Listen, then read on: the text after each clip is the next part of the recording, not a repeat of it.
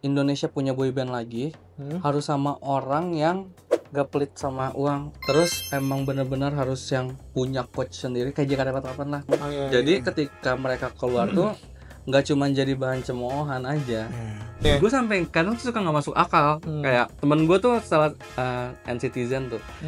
Dia tuh bisa nonton konser terus-terusan. Gue sampai kayak, lu kan nyanyi sama, terus kayak orang-orangnya juga sama, lu nonton konser berkali-kali gitu. Secara gimmick panggungnya pasti sama. Casting aja sekarang ya Pak, ditanya followersnya berapa, akun Instagramnya apa, akun TikToknya apa. Sedangkan tuh menurut gue kayak, lah gue kan depan kamera, gue menampilkan talent gue, bukan yang ke situ-situ kan.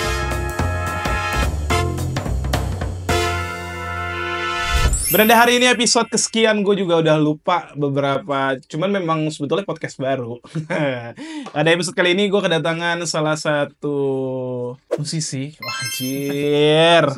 Musisi, sering produce lagu juga. Dan kalau lo belum kenal, ya makanya itu kita tanya, kita kenalan kan? Atau jangan-jangan lo mendengarkan lagunya, cuman lo nggak tahu siapa musisinya, itu sering terjadi tuh. Bisa. Iya kan? Ada Kak Tamangga di sini. Sehat, Kak? Sehat. Gue panggilnya Angga aja ya? Angga aja. Tamangga tuh sebetulnya akronim atau memang nama asli lo Tamangga sih? Jadi tuh singkat cerita ya, waktu di kampus itu ada ospek kan. Gak boleh pakai nama Angga karena karena senior tuh udah ada yang namanya Angga. Ngambilnya dari Pratama, nama belakang. Oh iya. Jadi Pratama Angga sebetulnya nama lo. Jadi paten tuh nama panggung Tamangga. Iya, Tamangga kayak lucu juga nih gitu. Yang bener nama Angga kan banyak kan? Banyak memang Tamangga. Lo kesibukan deket-deket ini akhirnya apa? Sebenarnya per tahun ini tuh lebih seringnya iklan-iklan aja sih, terus sama paling produce lagu. Kalau untuk dinyanyi sendiri tuh lagi hold.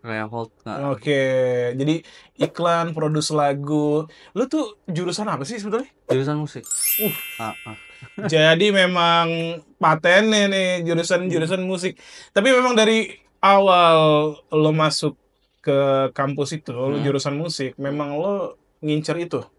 Atau memang kecemplung sama temen-temen, katanya lo rekomendasiin lo musik aja deh atau lo apalah? Enggak juga sih sebenarnya. Itu biasanya kan kalau kita masuk kampus tuh ada aja yang rekomendasiin, lo masuk kampus ini aja, akhirnya otomatis ya udah deh diikutin aja. Enggak.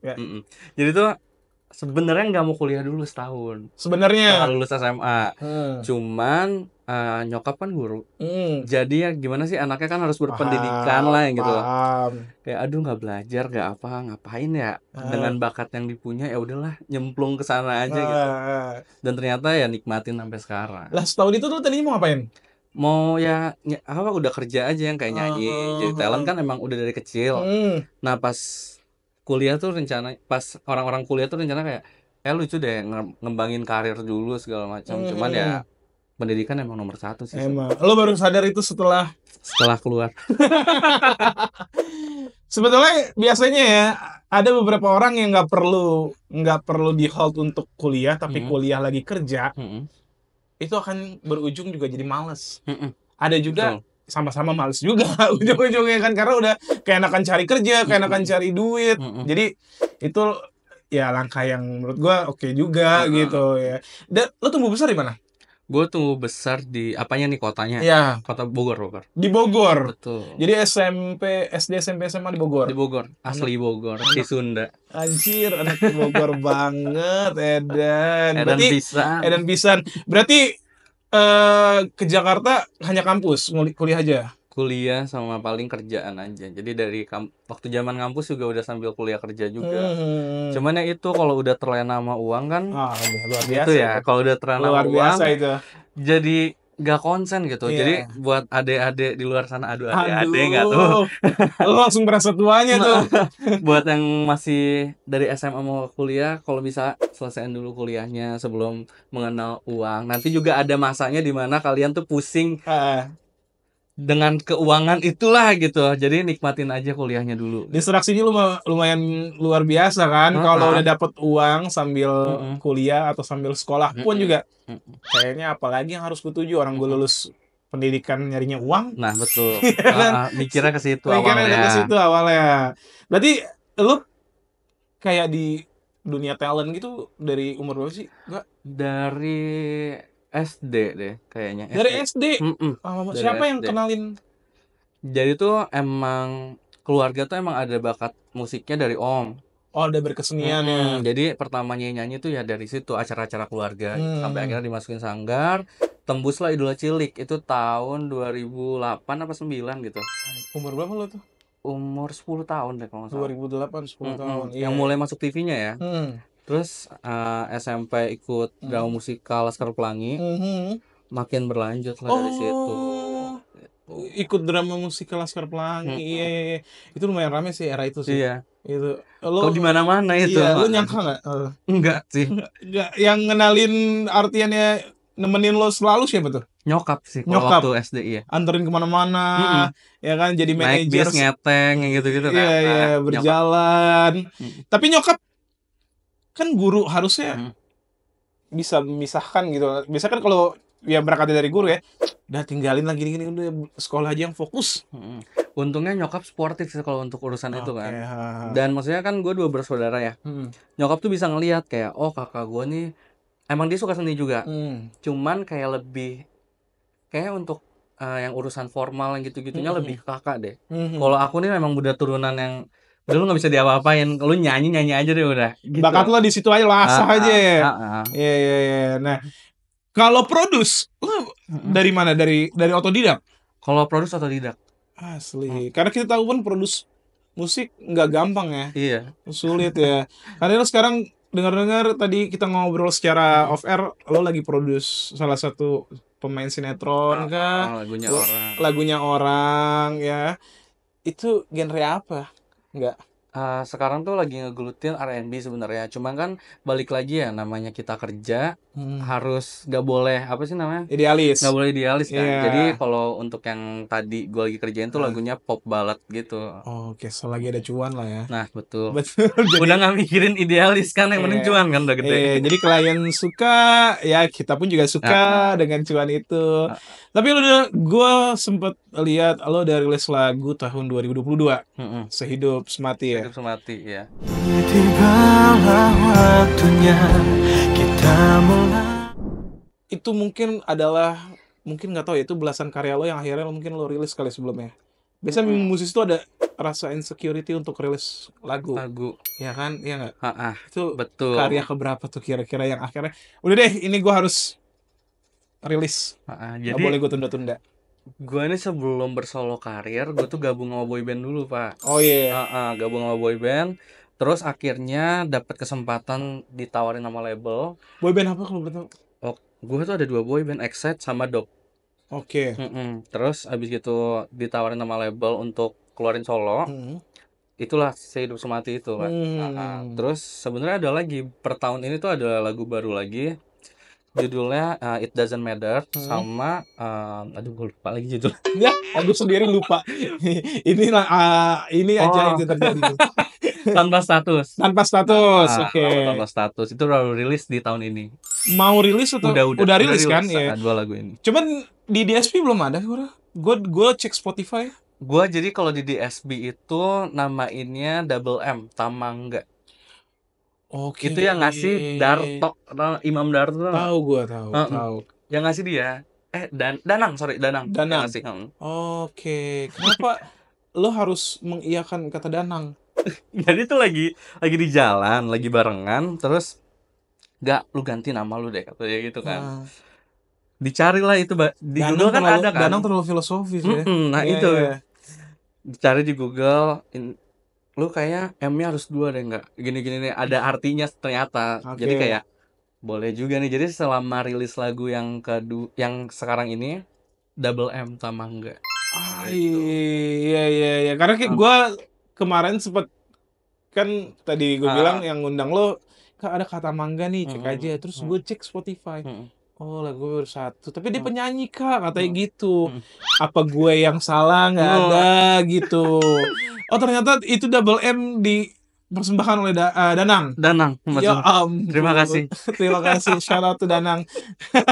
Kenapa dia tiba-tiba bisa berpikir untuk mengganti nama panggung lo gitu? Ya benar, kayak dia kan filosofi mampus kan orangnya kan. Sampai yang kayak pas kenalan pertama tuh sampai ngecek yang di Google, Tamangga tuh artinya apa sih? Yang kayak ada pokoknya dia tuh sampai benar-benar spesifik yang kayak T tuh misalkan angka 2 ini segala macam terus ada rezeki dan lain-lain gitu-gitu segala macam. Terus kecetus lah kayak lu harus double M deh enggak kata dia gitu. Terus kayak oh ya udahlah boleh deh. Cuma ganti M doang kan. Masih Tamangga cuman double M aja. Berarti 2 lagu lo tuh secara genre R&B. Yang tanpa status tuh ballad. Kalau misalkan yang It Doesn't Matter tuh R&B. Sanggupkah aku bertahan bila terus menyiksa diri? Doesn't matter you with me. It doesn't matter. Lo influence musik kalau keluarga dari mana sih? Kalau keluarga ya om sendiri kali. Cuman kalau dia lebih ke dangdut. Ya, itu lagu pemersatu bangsa sih. Nah, enak juga. Semua itu luar biasa lagu dangdut terbaik. Oh, jadi yang mengenalkan lagu awal-awal ya karena terpapar sama om lo. Oke. Jadinya lo nyanyi dangdut awal-awal. Iya. Cucarowo sumpah ingat banget 17 Agustus nyanyi Cucarowo. Itu rame sih. Eranya itu. Iya. Tapi kalau secara karir, ada nggak mentor lo atau untuk mungkin jadi acuan lo buat musik? Kamelto.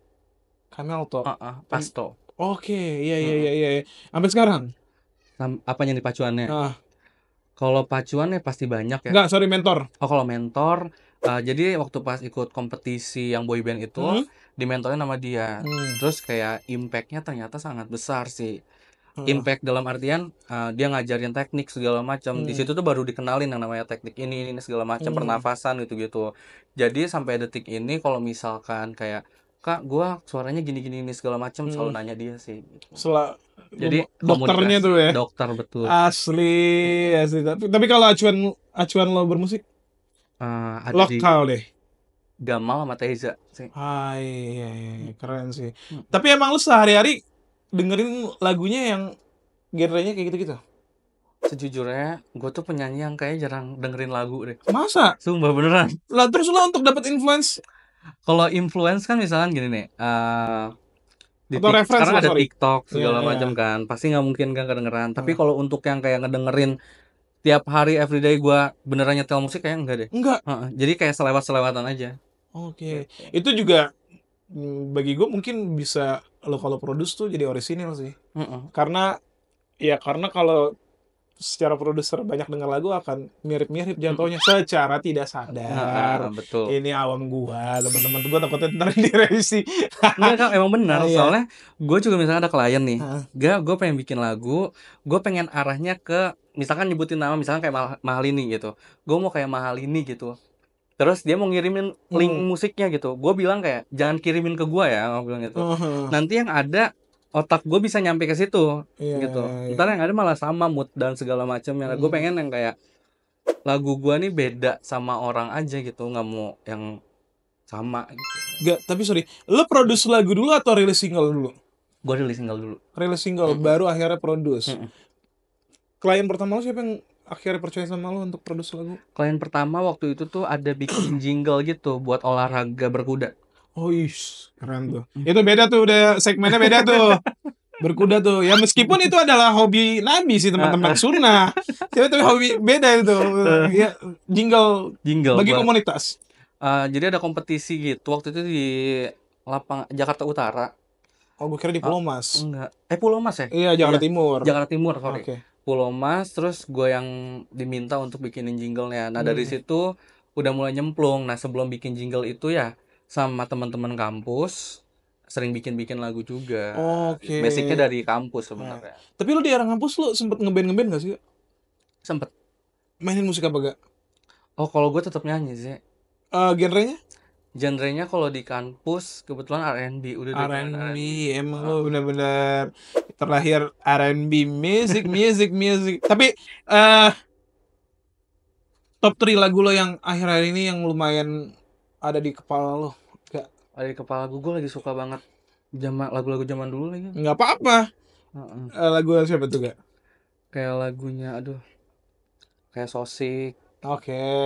Terus all the time I will ya itu ya kayak gitu-gitu. Terus lagu Mahal ini juga gue dengerin sih. Oke. Hampir lo ntar lumayan nggak menginfluence musik-musik mahal ini? Nggak, secara lagu lumayan. Gue masih dengar radio sih teman-teman. Tapi kadang-kadang lagu-lagu pop sekarang tuh mau nggak mau lo dengarkan, lo hafal sendiri, ya kan? Betul. Secara tidak sadar, apalagi kalau ya radio kan sekarang udah ikutin statistik atau algoritma di DSP kan. Iya, ya. Jadi lagu yang diputar itu aja tuh. Bukan dia yang menciptakan tren, tapi dia ikutin algoritma kan. Jadi kadang-kadang gue bisa mendengar Bernadia tuh di beberapa radio berbeda. Pas gue denger, apa gue radinya sama tapi kadang frekuensinya beda. Oh emang lagi. Jadi oh ya ini lagu Bernadia ya.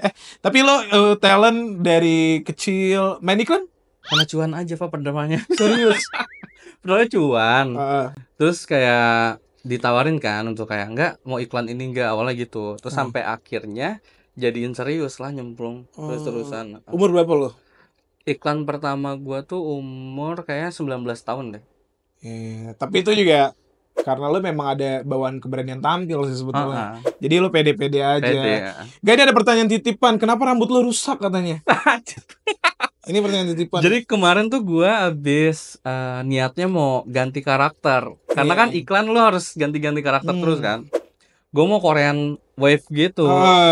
Terus kayaknya si capsternya ini malah masukin obat buat daun perm yang basicnya buat ngelurusin. Iya. Terus rambut gua nggak kuat, panas. Akhirnya beneran jabrik banget, parah, hancur. Terus ya gimana ya, namanya rambut tuh udah talent, mahkota, rambut bro. Bukan cuma buat cewek ya, buat cowok juga rambut tuh udah gila. Kalau rusak nangis parah loh.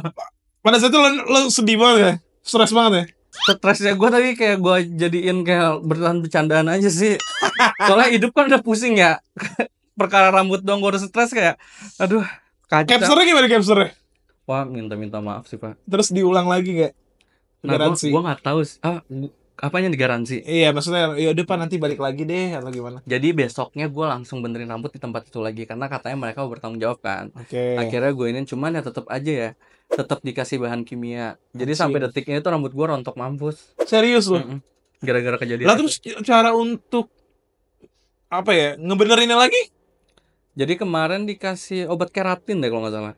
Nih, kayak udah bener rambut gua. Oh iya. Tapi gua nggak berani styling sekarang karena lagi rontok banget kan. Iya makanya makin parah ya. Tapi traumatik nggak? Traumatik sih. Kayak gua nggak mau. Nah kalau di anak-anak kecil, gue dulu pernah kecil ya, selalu cari tempat cukur rambut yang emang udah gue pengen gitu. Mungkin sampai sekarang juga dewasa iya. Karena anjir gue bisa jadi bahan ledekan di sekolah nih. Apalagi kayak di sekolah tuh lo boker aja di sekolah jadi ledekan. Gimana rambut, bray? Bisa dibully gue. Kan itu. Tapi lo mau lagi tetap di situ? Itu pertama dan seumur hidup kayaknya udah deh, pertama dan terakhir kalinya deh. Coba gue pertama kali ke situ. Jadi awalnya di mana memang? Gue biasanya tuh di ada 3 orang capster lah yang suka model rambut gue. Cuman kan mereka udah nggak bisa kayak model perm dan lain-lain kan. Tadinya gue mau di tempat lain, tapi gue telat datang. Nah ini juga pelajaran sih, jangan maksain deh kalau misalkan nggak bisa. Dan gue nih orangnya penasaran soalnya. Rekomendasi temen deket lo. Gue penasaran kayak pokoknya nggak bisa nih hari ini rambut gue harus keriting gitu. Akhirnya gue nyari lah, dapet tuh tempat. Pas keluar tau gak sih, abis dikeramas, dikeringin, rambut gue jabrik, malamnya ada acara, gue cuma bengong doang.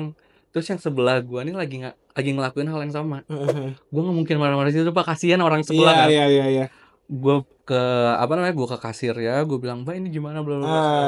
Yang gue benci, kenapa gue bisa naikin tuh video? Karena si mbaknya tuh maksudnya kayak bukan nanganin gue marah dulu, malah minta bayaran Pak. Anjing. Maksud gue padahal lagi ada komplain kan? Maksud gue selesaiin dulu, kalau misalkan pun hubungin customer service-nya atau apa yang di kantornya, ya kasih dulu kan nomornya gitu. Ini gue nyari sendiri nomornya yang mana. Anjing. Maksud gue lu duit ya udah deh gue kasih, tapi lu tanganin dulu nih gue harus gimana gitu. Apalagi penting. Terus lu ada acara rambut. Aduh. Berarti sibuk akhir-akhir ini iklan, ngeproduce lagu. Menyenangkan mana? Produce lagu atau iklan. Kita nggak bicara cuan ya. Kalau cuan mungkin beda jauh lah. Gue paling nggak ada beban nih ngerjain ini. Nulis lagu sih. Nulis lagu. Lu nulis lagu juga buat orang nggak sih? Ghostwriter dong?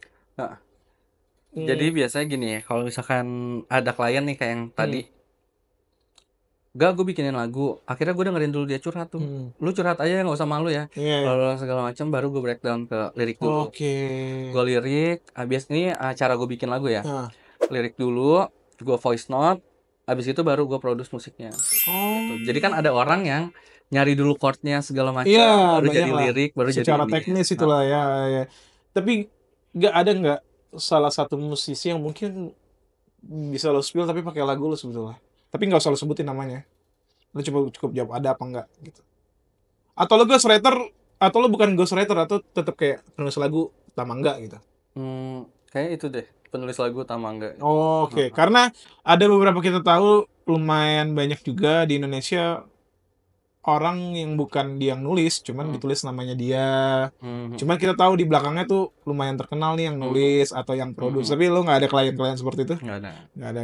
Oke. Tapi kalau nulis lo otodidak nggak sih? Kalau nulis otodidak. Emang dulu sering nulis kah? Enggak pernah, gue baca buku aja nggak pernah. Serius lo? Seriusan. Jadi curahan hati orang aja lo bisa lo? Anjir. Gue tiap bikin lagu, basicnya dari cerita orang doang. Lagu lo pribadi? Sama.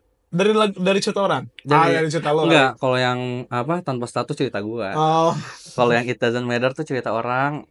Gitu. Pokoknya kalau hidup semati gue kebetulan dapat dari label, Pak. Oke. Jadi label yang kurasi. Suka nggak lo sama lo gitu? Suka. Kirain kan ada yang ya udah deh rilis aja karena label. Suka. Tapi pada saat itu kan umur gue tuh sekitar 22 berapa gitu. Itu kan lagu menurut gue Hidup Semati tuh agak berat ya karena segmennya tuh buat orang nikahan. Pas pada saat nerima lagu itu gue suka dengan melodi dan segala macamnya. Cuman apakah cocok dengan umur gue? Nah, itu. Sebenarnya pertanyaannya itu. Cuman sempat merasa aneh kan? Sempat merasa aneh emang. Iya. Tahun-tahun ini main iklan berapa? Banyak gak? Gue tahun ini udah ada kayak 3 iklan, baru 3 iklan. 3 iklan. Secara cuan lumayan dong. Alhamdulillah, Pak. Itu ini ya, pendapatan paling besar selain produksi lagu gak? Iya. Berarti emang lo udah antara produce sama iklan aja? Jadi gini, kalau untuk produce tuh sebenarnya kan gue baru ngedalamin tuh 2 tahun ini. Yang beneran seriusin ya, baru 2 tahun ini. Jadi yang kayak gue tuh masih untuk nyari portofolio lah. I see. Jadi kadang gue dengan sukarela untuk kayak misalkan teman minta tolong atau apa segala macam, gue sukarela. Jadi formatnya kolaborasi aja. Kolaborasi. Nah, dan gue juga suka sama itu. Jadi gue ngerjainnya juga ya enak. Ada juga pertanyaan kenapa gaya lo Korea-Koreaan enggak? Ya itulah kecemplung di boyband. Nggak usah bawa sampai sekarang gitu kah? Kebawa. Iya, tapi berarti sebelum boyband lo nggak terlalu Korea-Koreaan dong? Sebelum boyband emang gue suka fashion, cuman kayak gue nggak tahu arahnya mau kemana. Nah, semenjak ikut boyband tuh referensi gue secara tidak langsung ya per K-popan idol itulah. Tapi lo ngikutin musik K-pop nggak? Ngikutin. Gila ya komunitasnya. Nah, angkat tangan, Pak. Kayak sumpah ini banget, fanatiknya parah banget sih. Gila itu sih, tapi memang di platform ya X aja dan itu komunitas paling gede kayaknya. Gue sampai kadang tuh suka nggak masuk akal. Kayak temen gue tuh salah NCTzen tuh. Dia tuh bisa nonton konser terus-terusan. Gue sampai kayak, lu kan nyanyi sama, terus kayak orang-orangnya juga sama, lu nonton konser berkali-kali gitu. Segala cara gimmick lagunya pasti sama. Tapi ya namanya kesenangan orang kan kita nggak boleh. Jadi jawaban dia apa kira-kira? Apa? Enggak, gue demen banget sama Haechan. Gitu kayak, apa anjir lo?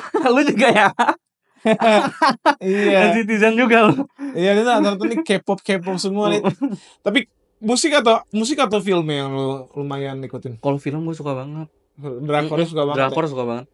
Apa yang lagi lo nonton sekarang? Aduh, film baru apa sih di Netflix yang ibu-ibu bertiga itulah. Aduh, gue gak ngikutin lagi. Gue sampai download aplikasi yang isinya itu. Terus fantasy show-nya juga gue suka. Iya, gue kemarin nontonnya Culinary Wars. Oh, Culinary Wars, iya. Ya, sekarang Running Man katanya nonton. nonton gue Running Nah, Man. itu kan gue sampai waktu tahun lalu tuh ngikutin Running Man dari episode yang awal-awal banget tuh. Nah, gue tuh Running Man udah ketinggalan. Jadi teman-teman mungkin ada yang belum tahu, Running Man adalah salah satu variety show yang lumayan paling sukses. Bahkan member-membernya juga pernah sering ke Jakarta lah intinya. Itu gue ngikutin kayaknya dari awal kuliah deh, Gak? Awal kuliah. Iya, Running Man 2011. Dulu temen gue yang kasih tahu, temen gue tuh sering banget nonton film. Cuman ini ada nonton variety show Korea. Dia tuh suka banget film macem-macem lah dari negara manapun. Dia ngeliat nih ada variety show dari Korea bagus, dia lu nonton. Terus gua, anjing lucu banget ya. Ternyata ya. Parah. Lucu. Apalagi yang episode awal-awal Pak harus nonton. Iya. Ntar gue kasih tahu deh. Iya. Gue dari awal nonton sampai cuma 300-an. Gue sampai sekarang gue gak tahu udah ketinggalan berapa tahun gue. Itu banyak banget udah ganti-ganti member kali. Tiap Senin nih Family by Choice di View tuh. Di mana video? View. Oh, di View. Iya. Family by Choice terus banyak pokoknya Netflix. Iya, banyak banget sih, memang gila. Lo berarti Running Man lagi gitu. Running Man, terus kayak One on Mission, terus yang Backpacker Chef. Oke. Jadi emang gue ngikutin variety show-nya sama filmnya gue ngikutin. Gue sampai awal-awal nonton Running Man tuh, gue kok kreatif banget ya. Gue pikir. Tapi itu gila sih, memang kenapa Korea bisa sebesar ini? Menurut gue emang ide-idenya mereka sama effortnya mereka sih. Iya. Kayak si TV-nya tuh mau ngasih budget lebih gede banget demi acara ini, kan kamera mereka banyak banget buat ngikutin satu-satu orang kan. Nggak pelit gitu sih ini ya. Iya, jadi pokoknya lo lihat aja itu kan seru banget. Gue sampai ngefans sama salah satu membernya, gue ngefans Gio. Yang cewek itu, ya itu gue anjing nih. Tapi sekarang kayaknya udah tua deh. Ya kemarin gue nonton Culinary Wars. Terus tadi gue sempet liat Netflix katanya mau ada season 2-nya. Cepet banget emang kalau film naik anjir langsung. Squid Game sekarang udah mau ada lagi. Iya, mau ada lagi juga Squid Game. Ini ratingnya lumayan bagus. Tapi kalau musik Korea suka siapa? Gua Hwasa. Ada Jessie.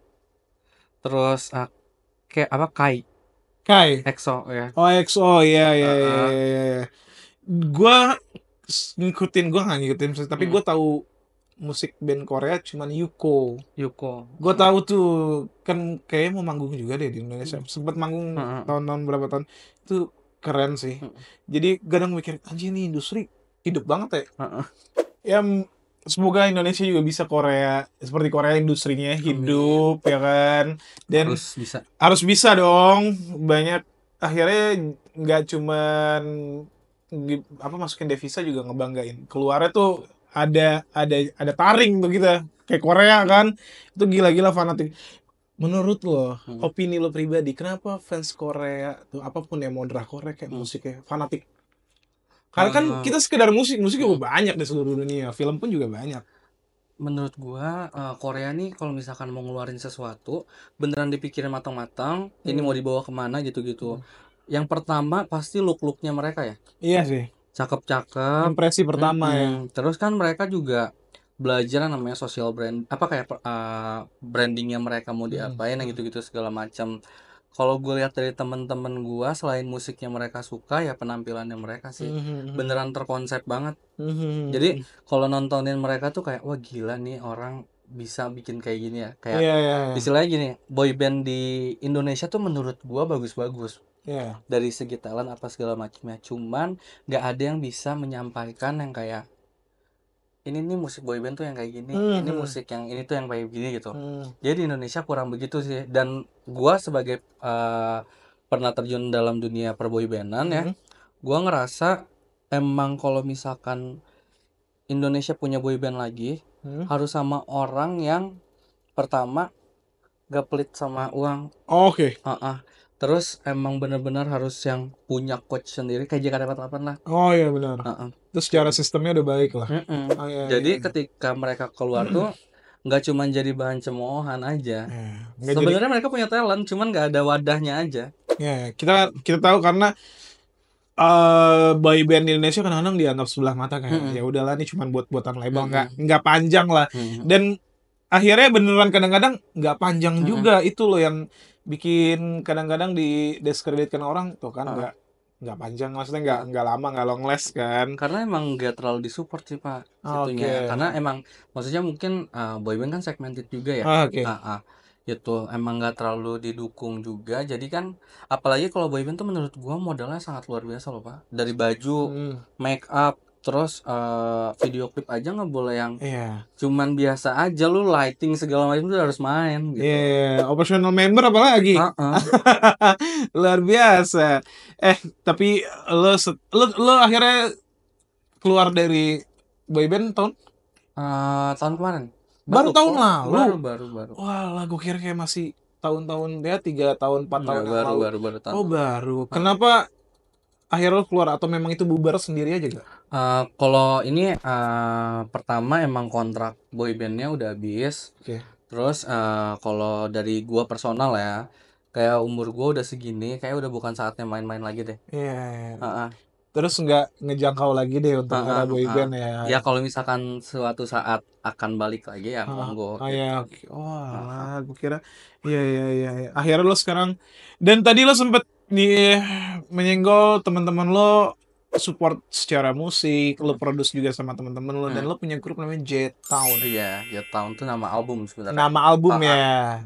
Tapi berisi teman-teman lo. Teman-teman. Berapa orang membernya? Sekitar 7 deh. 7. Itu kalau di SP kita keywordnya Jet Town gitu. Jet Town atau enggak bisa tulis Tamangga double M atau enggak Valerian Vandra. Itu gue benar-benar rekomendasi ke teman-teman, itu musiknya bagus-bagus. Mungkin jadi rekomendasi lo. Dan karena kan sekarang kita, gue nggak tahu ya, kalau gue ini kan umurnya kadang-kadang udah 30 tahun ya, di atas 30 ya. Jadi rekomendasi musik tuh tergantung melihat lah ada New Friday Music atau yang dari algoritma top chart. Jadi kadang-kadang tidak terpapar lagi tuh, nggak begitu ngulik. Nah, maka dari itu ini ada rekomendasi bagus, musiknya bagus-bagus menurut gua. Itu yang pionir siapa? Yang maksudnya yang inisiasi? Kalau inisiasi awal tuh ada Vandra, temen gua. Nah, Vandra ini tuh emang udah sering banget produce musik. Jadi ada 7 orang yang inisiasi Jet Town itu, ya salah satunya lo juga secara dan kalau lo tadi bilang itu kompilasi kah atau memang? Jadi sebenarnya pencetus utama Jet Town ini tuh ada dari Vandra. Karena kan kita anak-anak kampus kan di kosan, apalagi anak musik ya. Jadi satu kosan gitu, terus kayak dengan keluh kesahnya mereka tinggal di Jakarta dari mulai percintaan, pertemanan dan segala macam, akhirnya tercetus lah kayak bikin yuk album judulnya Jet Town gitu. Jadi itu si lagu-lagu ini nyeritain tentang struggle-nya orang hidup di Jakarta, tentang percintaan orang di Jakarta, yang gitu-gitulah. Jadi teman-teman dari Angga ini memang semuanya orang rantau. Jadi yang hidup di Jakarta lagi ngenyam pendidikan macam-macam, semua distribusinya lewat lagu. Ya, tapi bagus, keren banget menurut gua. Dan akan ada buat album nggak sih benar-benar bareng mereka? Kayak ya mungkin lebih gede gitu. Kalau untuk saat ini, jadi biasanya gini, kita tuh sekalinya ngumpul, bikin musik, tapi kita taruh dulu. Nanti suatu saat akan dirilis, entah itu rilisnya sebagai single atau sebagai album, itu tuh nanti. Jadi kita kayak istilahnya nabung. Nabung banking. Nabung lagu. Jadi kayak aku tuh udah nabung untuk di si R&B-an ini tuh udah sekitar 3 lagu. Ntar sisanya tinggal kayak ini lagu mau dibawa kemana ya, 3 gitu. Tapi nama grupnya apa sih? Kan kalau itu Jet Town nama album ya? Nama grupnya apa sih? Kalau nama grup sebenarnya nggak ada sih Pak. Nggak ada? Jadi gue kira lo akan kayak Brockhampton gitu, rame-rame. Semacam kolaborasi aja sebenarnya. Tapi khusus memang teman-teman kampus lo. Kok genrenya sama semua Pak? Suka ya Pak? Kenapa? Kok genrenya sama semua teman-teman kampus? Gara-gara Vandra sebenarnya. Si Vandra ini tuh emang menginfluence orang untuk kayak misalkan nih kayak rapper ini tuh sebenarnya bukan rapper, datang ke Jakarta tuh bukan rapper. Tapi dia ngelihat potensi nih anak bisa kayak nge-rap atau segala macam, sama dia diasah di situ. Ini tuh dia scouting juga dong. Iya, benar. Iya. Terus ini tuh sebenarnya junior kita di kampus. Jadi kita nih suka mantau kayak oh ini junior kita yang gini bisa nih dibawa ke sini yang gitu. Hai, keren. Tapi kalau lo lihat industri musik sekarang lo bosen nggak? Indonesia lumayan sih. Lumayan ya. Heeh. Bosennya karena apa nih? Karena yang tampil itu aja di festival, bosennya karena musiknya itu aja yang ada di Indo. Ya itulah poin itu. Gue tidak menyalahkan ya kayak semua orang penyelenggara festival tuh butuh duit. Cuman kayak kalau balik lagi ke zaman dulu, sebuah program atau misalkan yang radio atau segala macam tuh kayak TV lah atau apa, dia tuh bisa menghasilkan artis baru.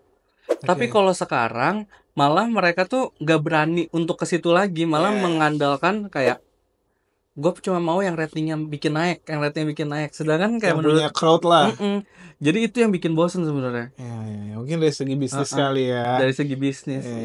Tapi banyak juga sih teman-teman di luar sana yang festival juga mencari rising star. Yang kita lihat ya pokoknya adalah 2 festival besar mungkin, atau satu festival internasional yang salah satunya Video Fest, Synchronize, Pestapora. Mereka kan biasanya kadang submit your music kan. Dan kadang-kadang ini juga pribadi gua ketika mereka mengumumkan lagi, terus gue telusuri ternyata circle itu lagi, itu lagi. Gimana dengan apa ya? Dengan sikap yang kayak gitu nggak? Lo sebagai musisi nggak? Fenomena untuk dia lagi. Jujur ya, kalau gue sekarang sebagai musisi merasa terbebani sih untuk hal kesitunya. Dan gue tuh terbebani juga dengan adanya sosial media, Pak. Kenapa gitu? Semua orang bisa naik kan dengan adanya sosial. Enggak, gue sosial media tuh positif, tapi ada negatifnya juga kan. Iya, pastilah semua. Jadinya kita nih sebagai talent yang benar-benar talent harus bersaing dengan